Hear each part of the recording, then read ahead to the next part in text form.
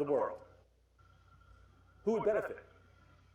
What would be the long-term effects, for example, of at least indicating that US embassy personnel and foreign service personnel are vulnerable to these types of threats? Could you, in fact, pair the threat with some type of conditioned stimulus? So now what you're able to do is to evoke a response in the worried well.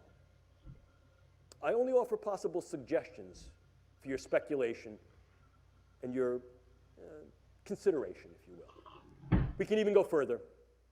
One of the newest developments is that nanoparticulate matter can be stabilized for distribution. If you're not aware what nanoparticulate matter is, it's that matter which exists on a scale of 1 × 10⁹. Very, very small. Smaller than a cell. And we can manufacture materials that have discrete properties that can be controlled by virtue of bioengineering and their physical chemistry. To auto-aggregate, to be able to aggregate in particular areas based upon their biological and or chemical sensitivity. But now we go one step further. Most recently, just a few weeks ago, it was announced that you could then aerosolize nanomaterials.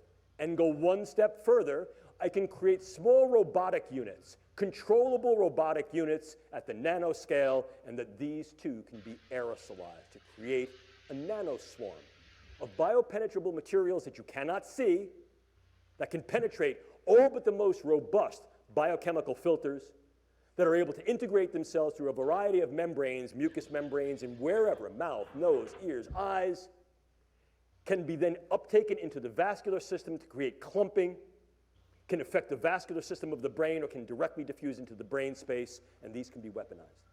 And they can be done in such a level that their presence is almost impossible to detect, and as such, the attribution becomes exceedingly difficult to demonstrate.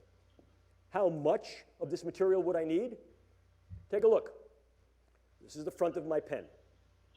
This amount of nanomaterial, if be able to maintain and sustain with regard to its deliverability and aerosolization, could in fact affect all of you, or based upon where I come from, New York City, all yous. Look at this. Look at this. I'm carrying that material. Would you see it? Would I have to lug a giant weapon into the room? No, I wouldn't. And what if, in fact, I utilize some form of an unmanned aerial device or unmanned ground device as a delivery vehicle? Something like a drone or a bug. Could I do something with that? But let's keep going.